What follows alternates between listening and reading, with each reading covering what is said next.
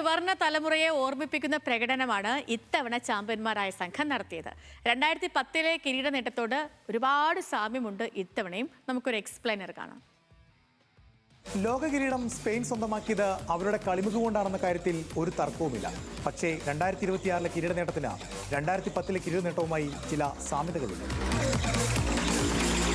യാദൃച്ഛികങ്ങളുടെ തുടക്കം ലാലിഗയിൽ നിന്ന് തന്നെയാണ്. 2010 സ്പെയിൻ കപ്പ് ഉയർത്തുമ്പോൾ ആ വർഷം സ്പാനിഷ് വമ്പന്മാരായ റയൽ മാഡ്രിഡിന് ആ സീസണിൽ ഒരു കിരീടം പോലും ഉണ്ടായിരുന്നില്ല. 2026 ലോകകപ്പിന് സ്പെയിൻ എത്തുമ്പോഴും കഴിഞ്ഞ സീസണിൽ റയലിന് കിരീടമൊന്നും ഉണ്ടായിരുന്നില്ല. ഇനി ടീമിലെ ബാഴ്സ താരങ്ങളുടെ കാര്യത്തിലും കൗതുകമുള്ള കണക്ക് കാണാം.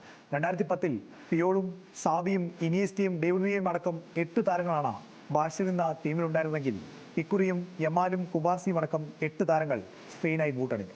വിജയ ഗോൾ നേടിയതും ബാഴ്സ താരമായ ഫെറാൻ ടോറസ്. 2010 വിജയ ഗോൾ നേടിയത് ബാഴ്സ താരമായ ഇനിയസ്റ്റ. 2010 2026 ജയം ഒരൊറ്റ ഗോളിന്, അതും അധിക സമയത്ത്. ഇതുകൊണ്ടൊന്നും അവസാനിക്കുന്നതല്ല സ്പാനിഷ് ലീഗിലെ സാമ്യതകൾ. 2010 ഹൊസെ മൊറിഞ്ഞോ റയലിന്റെ പരിശീലകനായി എത്തി. 2026 റയലിന്റെ പരിശീലകനായി എത്തിയത് മൊറിഞ്ഞോ തന്നെ. 2010 കോപ്പ ഡെൽ റേ ഫൈനലിൽ അത്ലറ്റിക്കോ മാഡ്രിഡ് വീണപ്പോൾ 2026 അത്ലറ്റിക്കോയ്ക്ക് ഫൈനലിൽ കാലിടറി. ബാഴ്സയാവട്ടെ ലാലിഗയും സ്പാനിഷ് സൂപ്പർ കപ്പും 2010 2026 നേടിയതും സ്പെയിന്റെ കിരീട നേട്ടത്തിലെ യാദൃച്ഛികങ്ങളാണ്.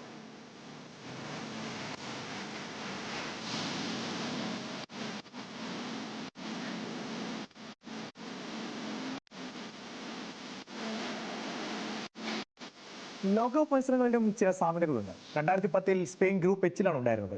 ആദ്യ മത്സരത്തിൽ അവർക്ക് സ്കോർ ചെയ്യാനും സാധിച്ചില്ല. 2026 ഗ്രൂപ്പ് എച്ചിലെത്തിയ സ്പെയിൻ ആദ്യ മത്സരത്തിൽ സ്കോർ ചെയ്തില്ല. 2010 പരാജയമായിരുന്നെങ്കിൽ ഇക്കുറി കേപ്പ് വെർദെയോട് ഗോൾ രഹിത സമനില.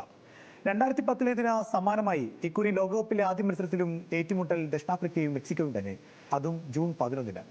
ഷക്കീറ ലോകകപ്പ് ഗാനം ഒരുക്കിയതും EA സ്പോർട്സിന്റെ പ്രവചനവും 2010 2026 സാമ്യതകളുടെ മറ്റൊരു കണക്കാണ്. യൂറോ ചാമ്പ്യന്മാരായി ലോകകപ്പിലെത്തിയതും ഗ്രൂപ്പ് ഘട്ടത്തിൽ മാർസലോ ബിയൽസയുടെ ടീമുമായി ഏറ്റുമുട്ടിയതും മറ്റൊരു യാദൃശ്ചികതയാണ്.